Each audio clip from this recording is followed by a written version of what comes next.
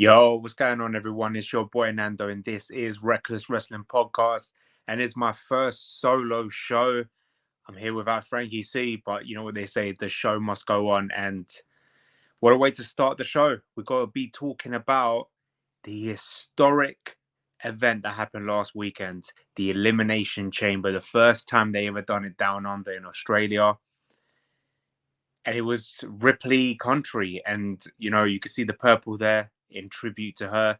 And we've got to start with the women's elimination chamber. Becky Lynch wins the elimination chamber, and she will go to WrestleMania 40 to challenge Rhea Ripley for the WWE Women's title.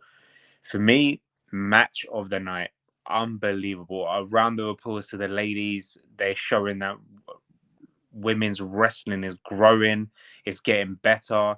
We are way, way past the years of the Attitude Era where, we were just perving on the women and it was all about breast out and lingerie matches and, just to catch the audience eyes. This time they've come through, the new generation are coming through and showing that women can wrestle and they are just as talented as the men. What an unbelievable match. Listen, the match was obvious who was going to win. I was hoping it was going to be Liv Morgan. I would have preferred Liv Morgan versus Rhea Ripley. It makes sense because Liv is the last woman to pin Rhea Ripley, and it just would have made the match a lot better. It would have had a lot more meaning to it, the back and forth between them. But listen, they were building up for this match, and it's happened. It's gonna you like she tweeted after the match. You can't spell WrestleMania without the man. So listen, well done to Becky Lynch, and I look forward to the match and the build up to this match as well. And we were going to talk about that later on when we talk about Raw as well. Let's talk about a match that I didn't think it was going to be exciting, but it was an unbelievable match. We knew the Judgment Day was going to retain. We got to be real, but it was unreal. Both teams talented and entertaining as well. Me personally, I think this was the second best match of the night, and I wouldn't mind seeing this as a rematch. I know people have other ideas for WrestleMania, but this match would be unbelievable for WrestleMania, but with stipulations, something like a ladder match, a tables match, like a street fight. I was really impressed with both teams, and do you know what? I look forward to seeing them fight each other again in the future. But hey, got to move on as well, right? Let's talk about the men's elimination chamber. Drew McIntyre has the chance to go to WrestleMania and win the WWE title in front of a crowd. Something that a lot of Drew fans, like myself and Frankie C, were disappointed in seeing him. Well, we were over the moon when he won the WWE title when he slayed the beast, but it wasn't in front of a crowd, and he deserved that. He really deserved it. He didn't keep the title for a long time either. It was a short period of time, and hopefully this time he can go on and win it in front of a crowd. But this match was great. This match was great. This was the only match that I think maybe was 50-50 deep down because you didn't know who was going to win it. Could it have been Randy Orton? Could we have seen the rematch of Seth Rollins versus Randy Orton? That match that we saw at the outdoor arena and that highlight reel of Seth Rollins going for the stomp as he goes up, Randy catches him for the RKO.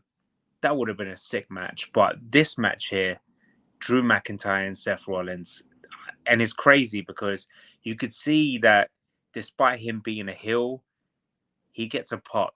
People love Drew McIntyre, and he's got a big fan base. He's built his whole career up for this moment.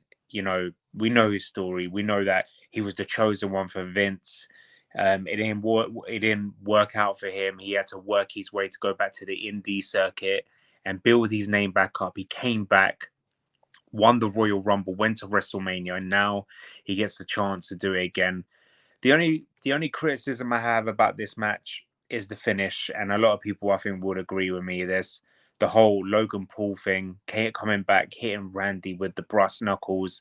And we will talk about that more eventually over the few weeks to see what exactly is going to happen with that feud. But I hope it's not Randy Orton versus Logan Paul for the US title. I don't think Randy needs the US title. I hope it happens in two ways. I hope that Logan defends it on SmackDown and loses it, and Randy costs him the title, and it leads up to just Randy versus Logan at Mania, non-title match, and that's it. Or if it's gonna happen, I'll prefer it to be like a triple threat or a fatal four-way. I want LA Knight to be in it, and this is gonna shock the world, and this will shock Frankie as well. He knows I don't rate LA Knight, but I think it's time he wins his first title, and it will be the US title. And I hope he gets the chance at WrestleMania to win it. Because, listen, as much as I don't rate LA Knight, I think he deserves to win it at the biggest stage of them all because the way he's built his fan base and his career in the space of a year since that Way Bryant, that when he beat Bray Wyatt at the no, when he faced Bray Wyatt at the Royal Rumble, sorry, in 2023. And since then, his career skyrocketed. And I think by winning the US title WrestleMania cements him as one of the top guys in the WWE. I still think he's not WWE champion material. And I always said his level is the IC title or the US title. And I think it's time for him to win that.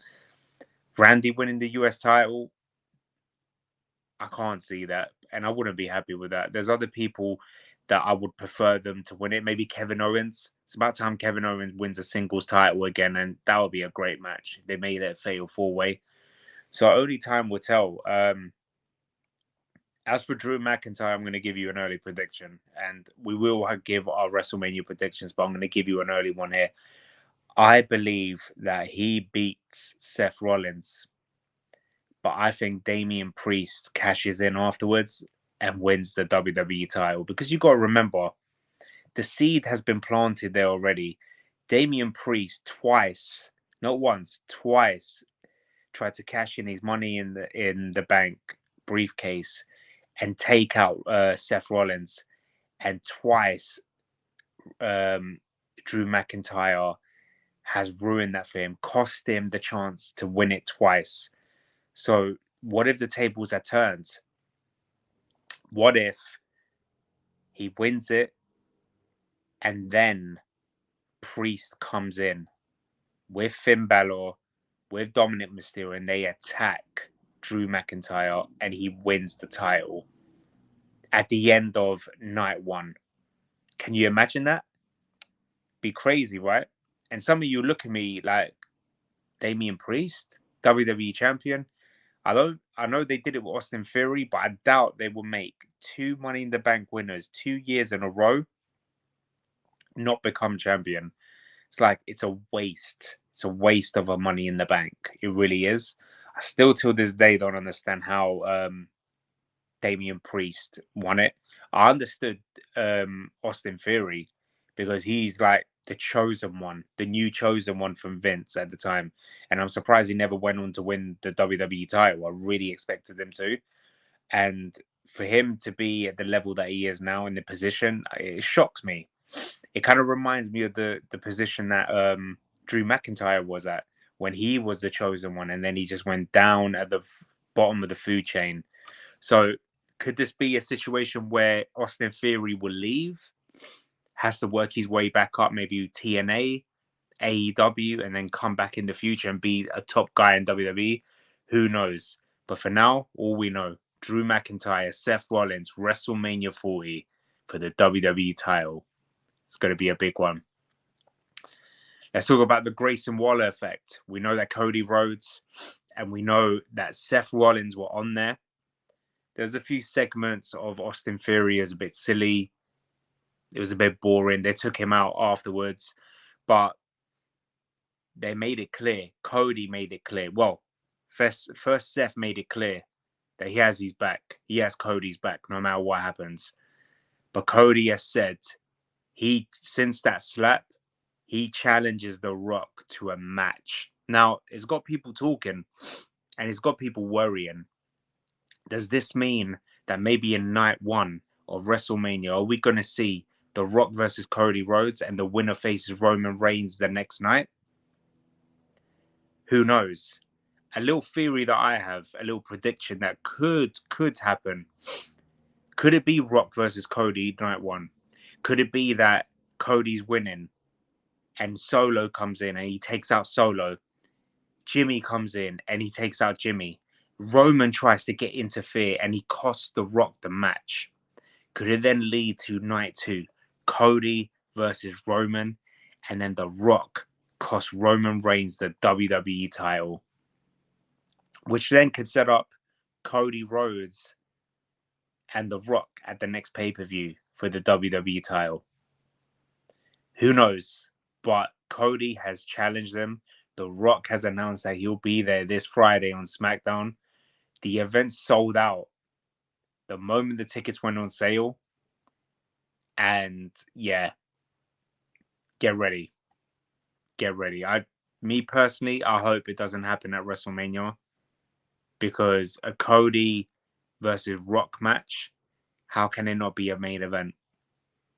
And you take away the limelight from Seth and Drew, or Rhea and Becky. Speaking of Rhea Ripley history, the first female to go back to their country and headline, and not only that, retain the title. History in the making for her. A night that many Australians will remember, and herself and her family. It was a match that we knew she was going to win. We got to be honest there. I'm going to do a Dave Meltzer. I'm going to give it a 1.5 star. It was just one of them situations that Nia Jax was just outpowering her, and then she just fought back. Rhea Ripley just fought back and retained the title. But it was a great moment for her afterwards with her family, celebrating the crowd. And I admire the fan base that she has. And I will speak about that because we're going to move now to Raw, yesterday's Raw. It started off with Dominic Mysterio, Dirty Dom, introducing Mommy, Rhea Ripley coming out to a huge ovation, a huge pop.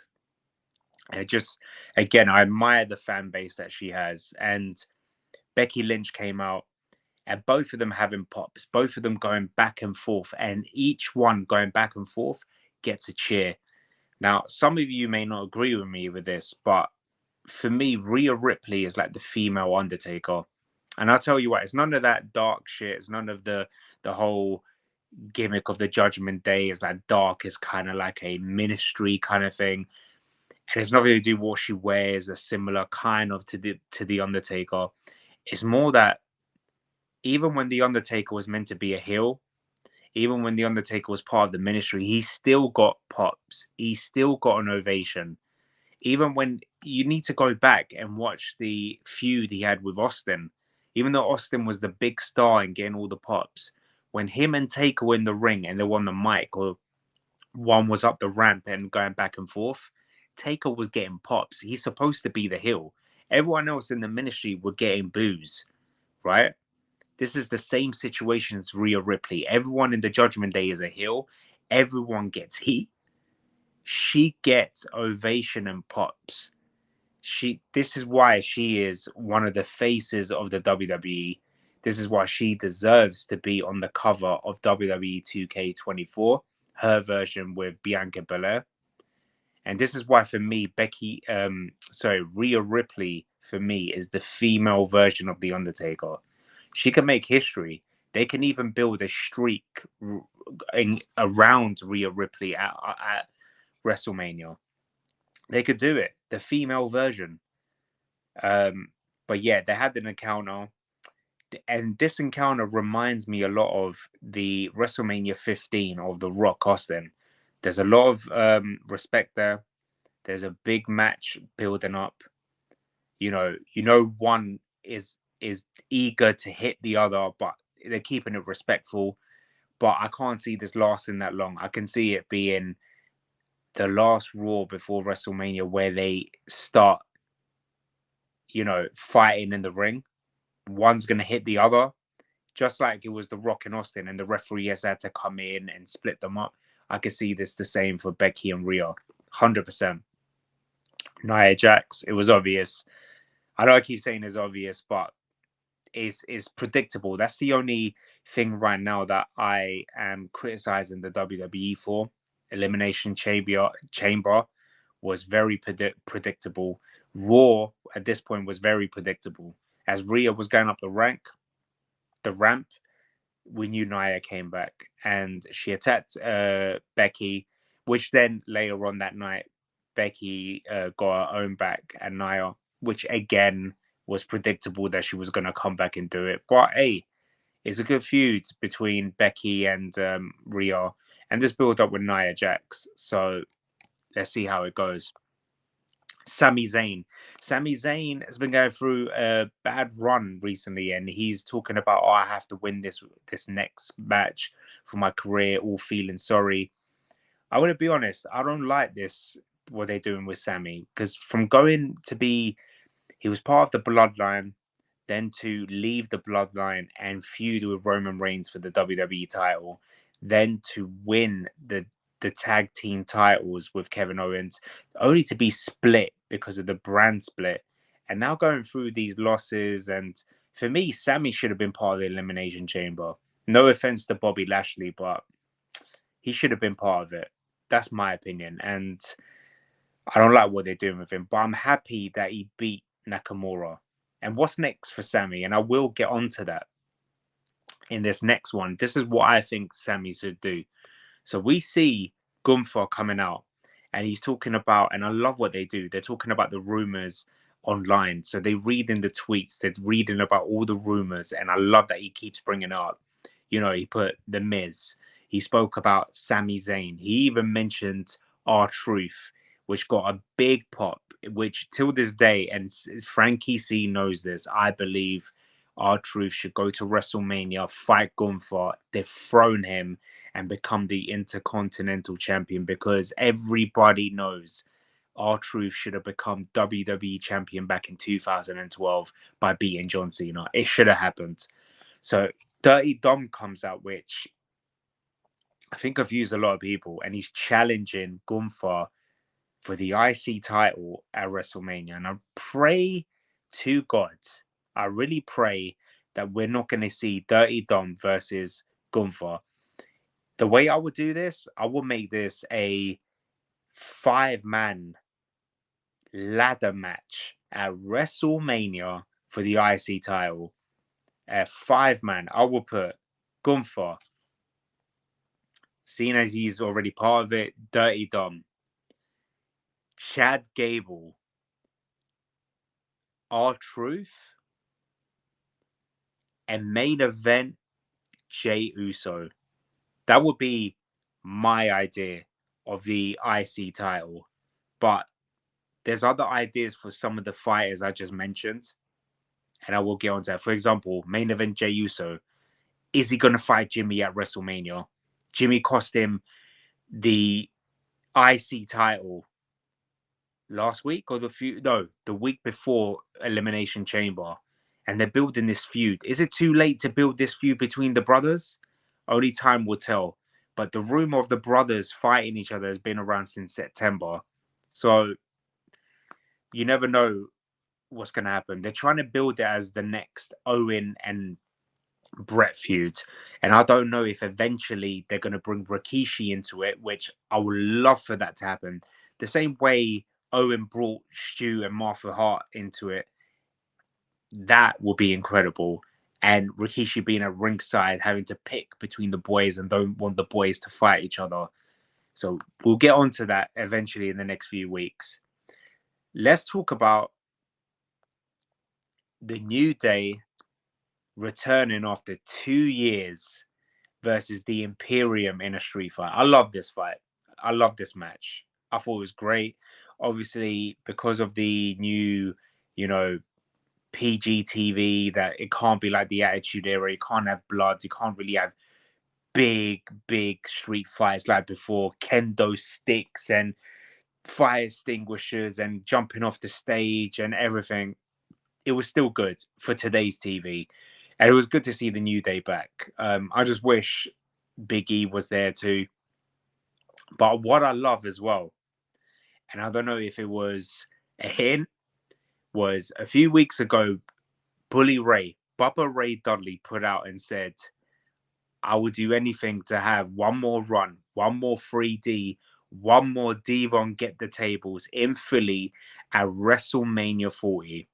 Now, last night, Xavier Woods screamed for Kofi to get the table, a tribute to the Dudley boys.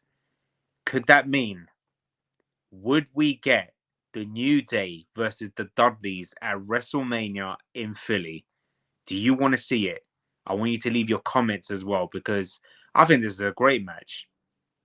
I think it's a great match. But a lot of people would say the Dudleys, if they have one more match, it's got to be against a big team. It's got to be a legendary team.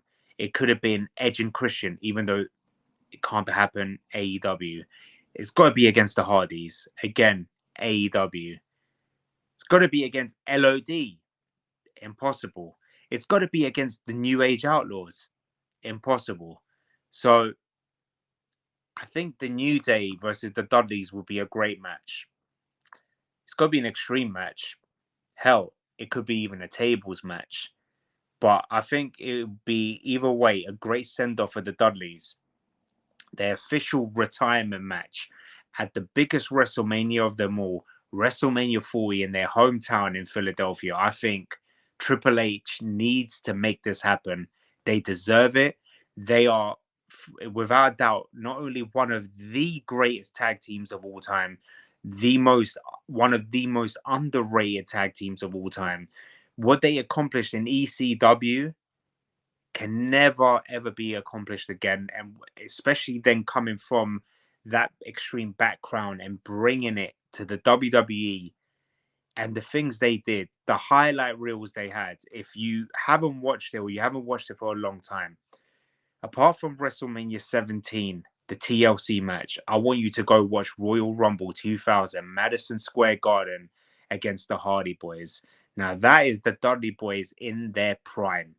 That match, even though they lost, listen, people will remember the Dudley Boys forever for that match. That and the TLC match. But that one at Madison Square Garden was unbelievable. So Triple H, whoever's in charge, make it happen. The New Day versus the Dudley Boys at WrestleMania 40 has got to happen.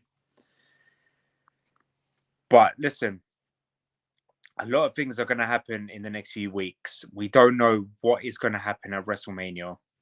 We don't know who The Rock is going to face if he's fighting at WrestleMania. We don't know who Cody is going to fight, if he's just Roman Reigns, or is it going to be a triple threat match? We don't know who Gunther is going to face. We don't know who's in the Hall of Fame. But this build-up, this WrestleMania, is one of the most exciting WrestleManias in a long time. In a long time. Because it's for the first time ever, we don't know who's fighting who at WrestleMania. Usually it's all set out. Royal Rumble winner versus the champion. And that's it. We weren't used to two champions before. I was talking about the Attitude Era. Now, we are spoiled for choices for two champions. We already know Drew versus Seth. Great match. But the Cody match, we don't know. You can leave your comments at the bottom as well. We will do a recap next week, obviously, for this Friday's SmackDown. We will talk about next week's Raw. Frankie C will hopefully be back, and we could do another fantasy match. Anyway, guys, it's been a pleasure. It's been great to do the solo show. This is Reckless Wrestling. It's your boy Nando. Peace out, guys, and thank you for tuning in, and thank you for always giving us your support. Hit the subscribe button, guys. It helps a lot. And share our videos as well. If you see on our Instagram, share it on your stories. Share the link of the YouTube as well on all your social media, guys. Take care.